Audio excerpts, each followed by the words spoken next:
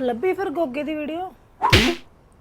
ਕੀ ਗੋਗਾ ਲਈ ਨਹੀਂ ਬਣਾਉਣੀ ਗੋਗੇ ਦੀ ਵੀਡੀਓ ਅਸੀਂ ਅੱਜ ਤੋਂ ਕਿਉਂ? ਬਾਅਦ। ਅੱਜ ਤੋਂ ਬਾਅਦ ਗੋਗੇ ਦੀ ਵੀਡੀਓ ਨਹੀਂ ਲੈ ਕੇ ਆਉਣੀ ਆਪਾਂ। ਕਾਤੋਂ? ਅੱਜ ਸਵੇਰੇ ਕਮੈਂਟ ਪੜਿਆ ਕੀ? ਕਿਸੇ ਦੋਸਤ ਦਾ ਕਮੈਂਟ ਆਇਆ ਕੀ ਤੁਸੀਂ ਗੋਗਾ ਲਾਈ ਆ, ਹੋਰ ਤੁਹਾਡੇ ਕੋਲ ਵੀਡੀਓ ਨਹੀਂ, ਸਾਰੀ YouTube ਖਤਮ ਹੋ ਗਈ ਆ, ਹੋਰ ਕਿਸੇ ਦੀ ਵੀਡੀਓ ਲੈ ਕੇ ਆ ਜਾਓ। ਤੇ ਹੁਣ ਗੋਗੇ ਦੀ ਨਹੀਂ ਬਣਾਣੀ? ਬਣਾਉਣੀ ਕਿਉਂ ਨਹੀਂ, ਗੋਗੇ ਦੀ ਵੀਡੀਓ ਬਣਾਉਣੀ ਆ। ਗੱਲ ਹੈ ਕਿ ਇਦਾਂ, ਇਹ ਮੇਰੇ ਦੋਸਤ ਨੂੰ ਜਿਹੜਾ ਇੱਕ ਕਮੈਂਟ ਆ ਜਿਹੜੇ ਕੀਤਾ ਵੀਰ ਨੇ, ਉਹਨੂੰ ਇੱਕ ਬੇਨਤੀ ਆ ਬਾਈ ਗੋਗੇ ਦੀ ਵੀਡੀਓ ਆਪਾਂ ਇਸ ਕਰਕੇ ਲੈ ਕੇ ਆਉਂਦੇ ਆ ਕਿਉਂਕਿ ਉਹਦੇ ਮੁਕਾਬਲੇ 'ਚ ਹੋਰ ਕੋਈ ਬੰਦਾ ਸਾਨੂੰ ਨਹੀਂ ਮਿਲਿਆ। ਉਹਦੀ ਐਕਟਿੰਗ ਇੱਕ ਨੰਬਰ ਐਕਟਿੰਗ ਆ ਗੋਗੇ ਦੀ। ਜੇ ਤੁਹਾਡੇ ਕੋਲ ਹੋਰ ਇਦਾਂ ਦੀ ਕੋਈ ਵੀਡੀਓ ਹੈਗੀ ਆ ਜਿਹੜੀ ਵੀ ਤੁਸੀਂ ਦੱਸਦੇ ਵੀ ਗੋਗੇ ਨਾਲ ਕੰਪੇਅਰ ਕਰਦੇ ਹੋ, ਉਹਦੀ ਸਾਨੂੰ ਵੀਡੀਓ ਜਾਂ ਉਹ ਵੀਡੀਓ ਦਾ ਨਾਮ ਜਾਂ ਲਿੰਕ ਸਾਨੂੰ ਕਮੈਂਟ ਸੈਂਡ ਕਰਿਓ, ਅਸੀਂ ਜ਼ਰੂਰ ਲੈ ਕੇ ਆਵਾਂਗੇ ਉਹ ਵੀਡੀਓ।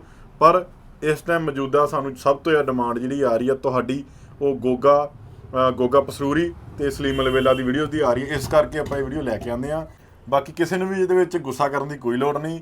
ਸਾਡੀ ਸਾਰਿਆਂ ਨੂੰ ਇਹੀ ਰਿਕੁਐਸਟ ਆ ਕਿ ਤੁਸੀਂ ਕਮੈਂਟ ਕਰਕੇ ਜ਼ਰੂਰ ਦੱਸਿਆ ਕਰੋ ਵੀ ਕਿਹਦੀ ਵੀਡੀਓ ਲੈ ਕੇ ਆਈਏ, ਹੋਰ ਕਿਹੜਾ ਮਤਲਬ ਹੈਗਾ ਆ ਇੱਕ ਆਰਟਿਸਟ, ਇੱਕ ਕਲਾਕਾਰ ਜਿਹੜਾ ਬਹੁਤ ਵਧੀਆ ਬਿਹਤਰੀਨ ਵੀਡੀਓ ਬਣਾਉਂਦਾ ਆ ਇਨ ਕਾਮੇਡੀ 'ਚ। ਹਾਂ, ਕਾਮੇਡੀ ਦੇ ਵਿੱਚ, ਤੇ ਅਸੀਂ ਉਹਦੇ ਉੱਤੇ ਜ਼ਰੂਰ ਵੀਡੀਓ ਲੈ ਕੇ ਆਵਾਂਗੇ।